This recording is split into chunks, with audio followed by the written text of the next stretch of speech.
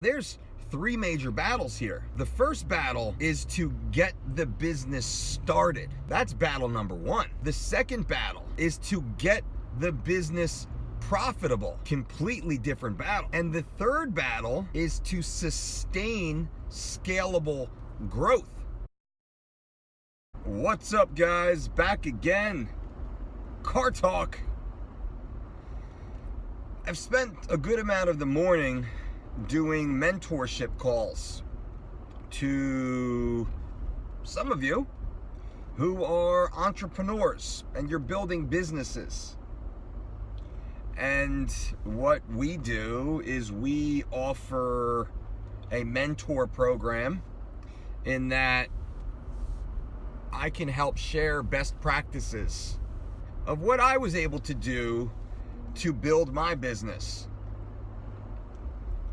Now, we also have an extended team of financial professionals and accountants and legal. And the information that we give is certainly well vetted. The majority of the time we spend in conversation troubleshooting issues that our mentees are going through. And we help with strategy, hopefully to offset any mistakes that might be made along the way. And it was odd because the common theme amongst the calls today were short-term decisions and short-term results. And it seems, for whatever reason, and I call it the Zuckerberg Phenomenon, it seems like many people are allured by the success or the theory of success that a digital entrepreneur has received. What does that mean? Well, that means, in my experience, regardless of industry, regardless of niche. Now, the calls that I had this morning were with chiropractors and coffee shop owners, personal trainer / gym owners, a pet salon, pet groomer that's opening up a pet salon. And in these conversations, there's this mentality of quick cash, that the money is just gonna flow in. And they're already talking about work-life balance. And again, the industries are varied, but also are the ages and the genders and the cultural backgrounds of each individual. There was no commonality between any person I spoke with this morning, except for this false belief in the dramatic success that they will have within the first, 18 months or so of operation, and the underestimation of the amount of work it actually takes to become successful. Now, there's three major battles here. The first battle is to get the business started. That's battle number one. The second battle is to get the business profitable. Completely different battle. And the third battle is to sustain scalable growth. Those are the first three battles in opening and operating a business. Only after you achieve the point of scale can you start to consider a work-life balance. So the moral of this car talk to everyone listening is you must understand and you must accept the uncompromising work ethic that you must have.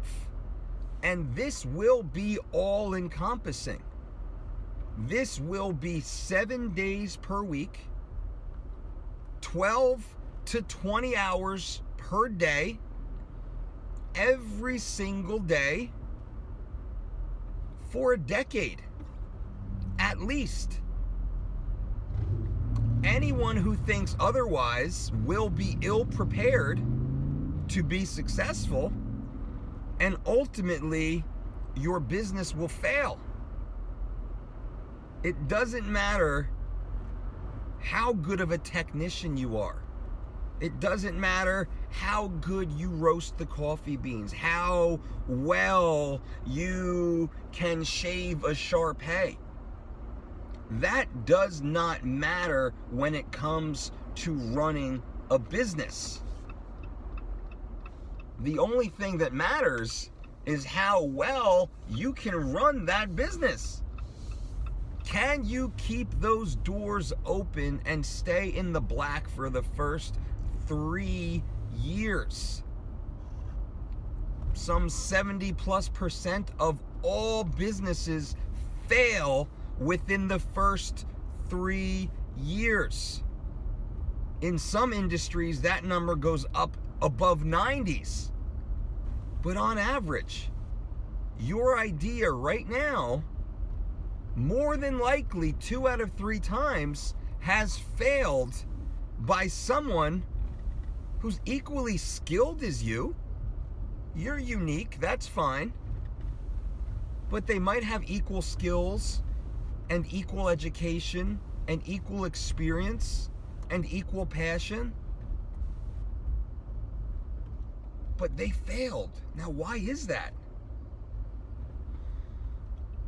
In my experience, I've found that is because there is a lack of acceptance with regards to the amount of work that has to be put in.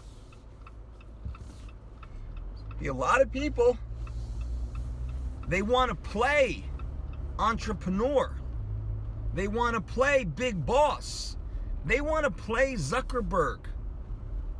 But when it comes down to the actual work, the day-to-day operations, they don't want to do it. They do not have it in them to do it. They are not willing to delay gratification in all aspects of their life. All aspects of their life. They're not willing to not go on vacation. They're not willing to not have a relationship. They're not willing to not go out to drinks or wings with friends. They're not willing to skip the gym on some days. They're not willing to do any of that because they somehow think their business is magically going to take off and be successful, when we all know that it's not the case. So I wanted to have this conversation with you, knowing that it applies to all aspects of your life. You don't have to be a business owner, but you do have a goal. And your goal will take you further in life, regardless of what that goal might be. So what is that goal? And I want you to set a 3-year goal for yourself. 3 years from now, I will what? Specifically, 3 years from now, how dramatic can you change your life 3 years from now? And maybe it is running a business, and by golly, it should be running a business. And you can run a business full-time while still being a full-time employee of another business. You should truly establish multiple streams of income to dramatically improve your financial well-being, which allows you more time to dedicate to the things you feel passionate about. This will allow you to be much more productive in all aspects of your life. And the goal is not to be an employee forever. The goal is to simply be an employee for as short a period of time to cash flow what your true dreams are, to establish a war chest of capital that you can invest intelligently to provide a long-term financial stability that you likely wouldn't be able to receive on your own, and also to provide basic security such as healthcare, 401k establishment, and also the valuable IP that you learn while working for other larger corporations. Essentially, you get educated on their dime. They pay you to be educated. When I was a kid coming up in the fitness industry, I used to intentionally go and get jobs at some of the local big box gym chains with no desire to be a long-term part of the team. I simply wanted to understand best practices. I just wanted to understand how they operate their training floor. What is the mentality of their membership base? What software programs are they utilizing to improve efficiencies? How are they monetizing? What sort of sales funnels are they utilizing? What mistakes are they making? I would go and get jobs for a couple weeks to a couple months inside some of these industry leaders simply to bring back to my own business, so I could employ those strategies or avoid those loss leaders in my own growth. And this was extremely, extremely beneficial to my growth and scalability as an independent fitness professional. And I've worn many hats inside that title. From when I say fitness professional, there's so many different hats that I've worn or roles that I've monetized in the scaling of my own business. So, to wrap this car talk up, the work-play balance for you must be so dramatically skewed on the work side that there is no thought of play. This does not mean you should not enjoy your day, because I do. I love it. And I did in the beginning. I was so obsessive with every aspect of growing my business, of becoming better at my craft, of becoming financially independent. Every waking moment was focused on this topic. Not because I had to, because I wanted to. And if you do not have that in your heart, if you do not have that obsessive component in your personality to drive you forward towards success, you are likely best served not pursuing business ownership. You are likely best served being an important part in someone else's business, where you can work your 40, 45 hours per week, be well compensated, but at 5 o'clock, you can go home, turn on Friends, and binge watch until it's time to go to bed. If that makes you happy, that's fine. There's a book called The EMyth. I'm going to start giving book recommendations. A great book called The EMyth. I strongly suggest you read The EMyth. In this book, they break down the different personality types and what we are